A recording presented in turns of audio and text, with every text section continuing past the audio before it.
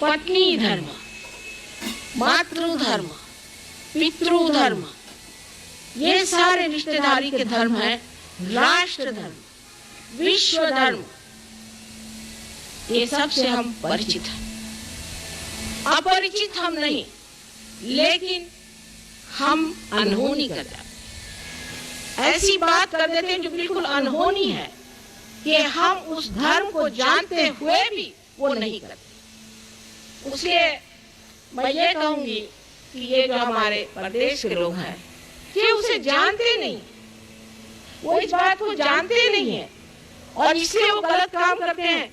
तो ठीक है, अज्ञान में, हम ज्ञानी होते हुए, इस बारे में जानते हुए भी हम धर्म में खड़े नहीं हो सकते। इसलिए हमारी धर्म शक्ति बड़ी कमजोर है और जो आदमी धर्म में खड़ा होता है वो सबसे शक्तिशाली मनुष्य होता है। पैसे से आपके अंदर बिल्कुल भी शक्ति नहीं आ सकती। मैंने ऐसे ऐसे पैसे वाले देखे हैं कि जो लड़खड़ाते हुए खड़े रहते हैं, इसका पैसा नहीं दिया, उसका पैसा नहीं दिया, इनकम टैक्स वाले आने वाले हैं, ऐसा होने वाला, वैसा होने वाला, मेरा लड़का पैसे लेके भाग गया, मेरी बीवी भाग गई, फलाना हो गया, ठिकाना हो गया। सत्ता से तो बिल्कुल भी नहीं आ सकता। सत्ता से आदमी इतना निर्बल हो जाता है क्योंकि दूसरों के हाथ में पड़ गया।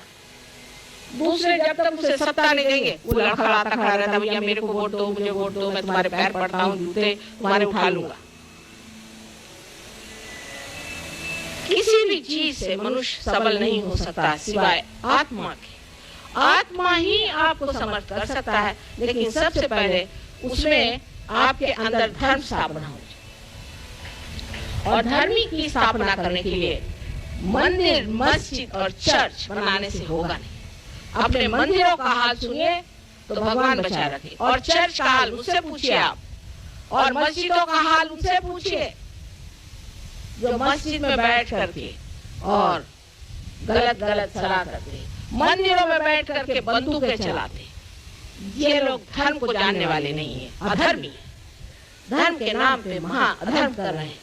और आज हम ही इस बात को कह सकते, दूसरों की हिम्मत नहीं इस बात को कहें कि ये धर्म नहीं, धर्म मानवता का धर्म है। उसमें ये नहीं कि आप जाकर के 4 लोगों को बटोर के लाइए और मिशनरी जैसे उनके खाना पीने को दीजिए और अपने लिए बड़े बड़े नोबेल प्राइज, ये धर्म नहीं है। धर्म वो है जहाँ मनुष्य अपने जीवन को संतुलन में रखता है, उसमें पूरा संतुलन हो जाता है, जहाँ वो प्रेम के धर्म में बसा हुआ रहता है, वो सहज में ही सारा कार्य करता है।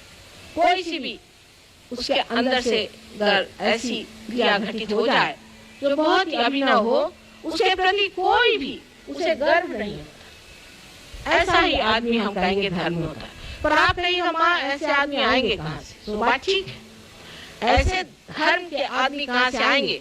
जैसा मैंने कल कहा कि मार्क्स ने कहा कि ऐसे लोग होने चाहिए कि जो यहाँ स्टेटलेस हो जाए, स्टेट न रहे। ऐसे लोग होना चाहिए कि जो आपस में इतने प्रेम से रहे कि कोई झगड़ा ना हो। सबसे ज्यादा डिवोर्स तो वही होते हैं जहाँ मार्क्सवाद चल रहा है। तो क्या गलती हो गई वहां पर?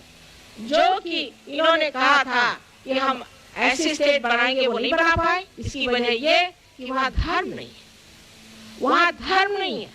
और धर्म हमारे अंदर स्थापित करना बहुत ही आसान चीज है। जब कुंडलिनी का जागरण होता है तो हमारे नाभिक चक्र में जब कुंडलिनी आती है तो उसके प्रकाश से हमारे अंदर आपो आप धर्म जागृत हो जाता है। अधर्मी से अधर्मी मनुष्य भी धर्म में उतर जाता है।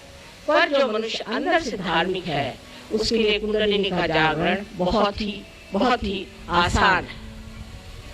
अब बहुत से लोग ऐसे भी होते हैं कि जो धर्म के नाम में अनेक गलतियां कर जाते हैं। वो सीधे साधे भोले भाले लोग होते हैं। जैसे ये बता रहे थे, हमने ऐसे बहुत सारे देखे, विलायत में भी देखे और यहाँ भी देखे हैं, जो कि गुरुओं के चक्कर में घूम पड़ते हैं और उसमें पैसा देते हैं और उनके चरण छूते हैं और उनसे सोचते हैं कि भाई अगर हमारा गुरु जाएगा स्वर्ग में तो हमें भी साथ ले जाए। लेकिन वो तो नर्क में जा रहे हैं और उनके साथ सभी नर्क में जाने वाले। उसके लिए पैसा देकर के आप नर्क जा रहे हैं। एक बात आपको जान लेना चाहिए कि कोई सा भी गुरु जो रुपया पैसा मांगता है वो सदगुरु नहीं हो सकता। आप परमात्मा को खरीद नहीं सकते। आप कुंडलिनी को पैसा दिखाकर जागरूक नहीं कर सकते। वो वही चीज है जो मनुष्य कर सकता है कि वो पैसे से लुभा सकता है लोगों को। लेकिन कुंडलिनी एक जीवंत शक्ति है, शुद्ध इच्छा है, और कोई सा भी शुद्ध मनुष्य पैसे से जीता नहीं जा सकता, ना खरीदा जा सकता। इसलिए आप जान लीजिए कि कोई भी आदमी आपसे ये कहे कि तुम्हारे कुंडलिनी जागरण का इतना पैसा दो या तुम्हारे आत्म साक्षात्कार इतना पैसा दो, तो उस पर विश्वास नहीं करना चाहिए। लेकिन फिर ये प्रश्न किया जाता है कि ये धर्म की शक्ति क्यों बढ़ाई जाए और धर्म में शक्ति रहने से क्या फायदा, जो बिल्कुल पर्याप्त सही बात है कि अगर आप धर्म की बात कर रहे हैं, संतुलन की बात कर रहे हैं और अति में नहीं जाना चाहिए इसकी बात कर रहे हैं, तो आखिर क्यों? जब आप कोई प्लेन को देखते हैं जो आकाश में उड़ता है, उसके उड़ान से पहले देखा जाता है कि वो संतुलित है या नहीं, उसके सब पेच कसे हुए हैं या नहीं, वो सब पूरी तरह से जुटा हुआ है या नहीं। उसी प्रकार धर्म से मनुष्य में वो शक्ति आती है जिससे वो उड़ान कर सकता है। उसका उड़ान बहुत आसान और बिल्कुल सीधा पहुंचता है अपने लक्ष्य की ओर जब वो धर्म में खड़ा होता है। बाह्य के धर्मों की मैं बिल्कुल भी नहीं बात कर रही हूँ, लेकिन अंदर के अपने धर्म होते हैं। जैसे कार्बन की वैलेंसी जो 4 है, ये उसके धर्म है। कार्बन का धर्म है उसकी 4 वैलेंसी।